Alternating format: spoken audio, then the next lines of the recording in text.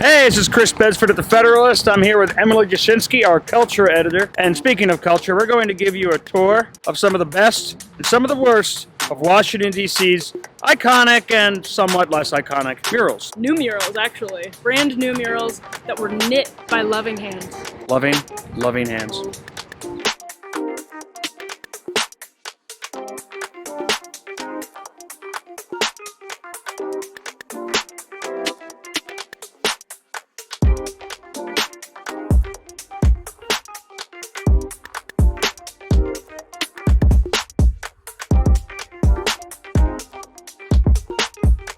We are coming up on the great Vice President Kamala Harris's mural.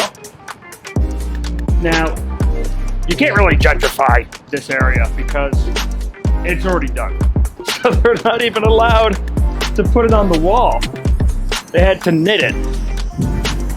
I took a look at the knitters, wonderful group of people, about as diverse as an eastern Massachusetts town. You know, a lot of old liberal women, sandals kind of types, knitting their individual pieces of this Kamala Harris mural, I guess. Now, you might remember the I'm speaking moment in the campaign. She tried it again.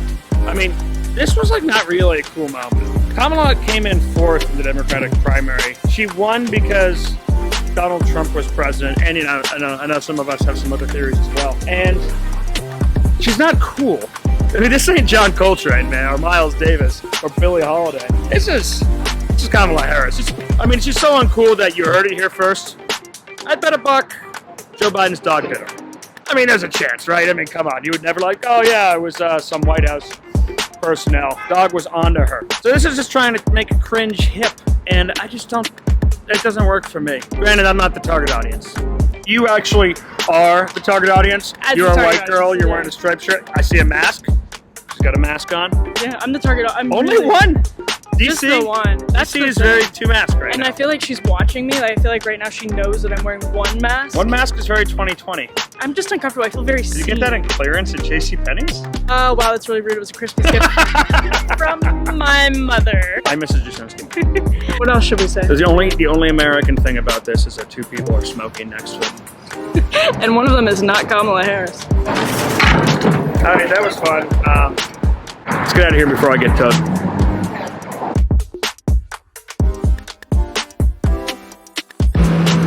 Why do you like to shoot from underneath my chin? Because I'm short. This is absolutely my least favorite mural in Washington, D.C. However, it's mostly covered up hysterically by a soul cycle. So this mural says, our beautiful differences are what make us community. So it's got nice words like beautiful and differences and community. But the reality is it's the exact opposite of the truth. I mean, take, for example, like a pretty diverse group of people. The Burger King Kids Club, not even a real group. So they got like a crippled black kid, a nerdy redhead, a chick. They range in ages, they're all preteen. What makes them community? Is it that they're different? No, it's actually that they're a bunch of children who like adventure and cheeseburgers. That's what makes them a community. It's actually because it's not the things that make you different, but the things that make you the same. Now, what makes this community here a Union Market, where everyone comes and gets their fancy lattes and their fish and their great meat? By the way, it can be a really fun place. Is it what makes them different, or is it the fact that they all like expensive, fancy shit? That's exactly why we're here, right? Every one of us.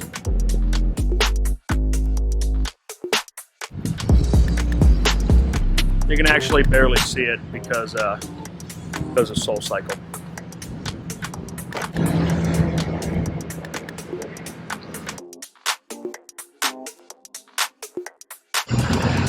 Hey Chris, why aren't you wearing a mask? Because to unmask fear is to engage the unknown and erase ignorance with truth. And a bunch of other words they mash together. Something, positive, right action. It's very deep. Here you see the settler population of Washington, D.C. working from home. We kind of used to be a different community, which, you know, it's fine, it's changed. There's Caribbean food and, you know, burner phones and really cheap ice I would come down here for. Granted, as far as a community, it was kind of like the Tower of Babel. Like, literally no one spoke the same language. but they were all brought together by love of cheap food and burner phones. Christopher trusted me with directions. We got really turned around in our search for Washington's most beautiful murals. He's telling me about Meghan Markle. This is actually an interesting historical place. So there used to be a George Washington monument, a mural right over here. And that's where he crossed from the Planned Parenthood, where they spent a very, very harsh winter, across the Florida Avenue to the Trader Joe's, where the Hessians were drunk on $2 chuck. It was a very important part of the American Revolution. A lot of people forget about that. You didn't read that in Howard Zinn, did you? What's your dream, Emily? You know, I would actually like a balloon, but that's a lot of pressure.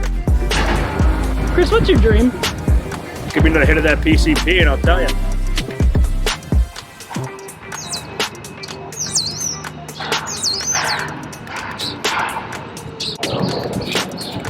What's the plaque say, Chris?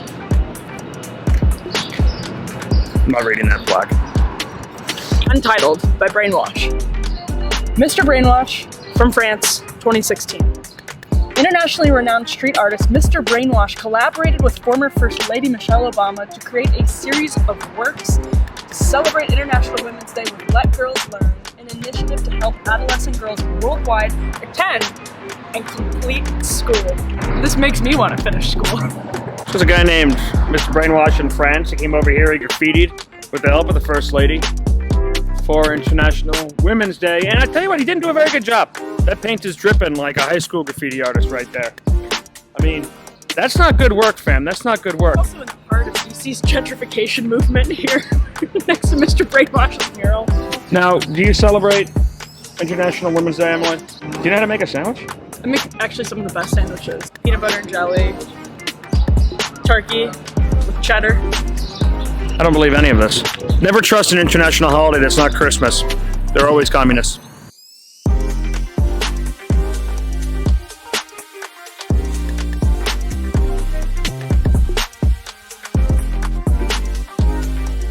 Alright, this is a cool mural. We are down on U Street.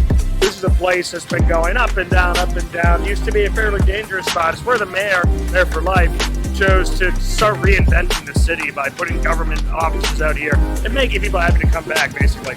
Now, Buck Hill over here was a mailman in D.C., born in the 20s. He spent his entire life here. He was a mailman by day, but he played the saxophone at night. Now, this mural here is the highest mural to any actual person, any tribute to a person here in the district, and it is fantastic. It's from an old photograph of him playing in one of the street corners. A fantastic tribute to someone who was bringing music to D.C. for decades and decades and decades, and lived until 90. He didn't pass away until 2017. So what a life right there, and what a mural. Now, the efforts to bring people into this part of town and to clean it up, make it a little bit safer, have resulted in, right now, we're by a Trader Joe's, we're by a Madewell, and once again, this mural is, believe it or not, above a Soul Cycle. There he is, Buck Hill. This is what Marion Barry hath wrought. Mayor for Life.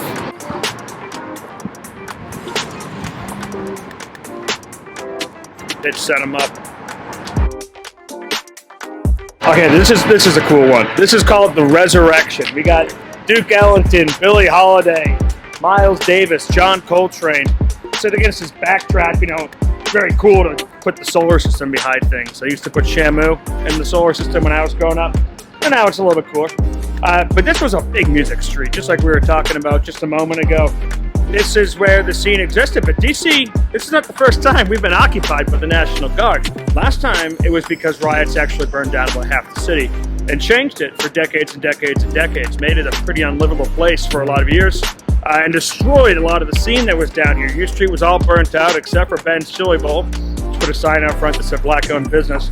But it's come back. I mean, in 2004, when I moved here, this was a place where you might catch a concert, but mostly it was going to be punk rock shows and an AIDS clinic and a flea market and a great place to get robbed.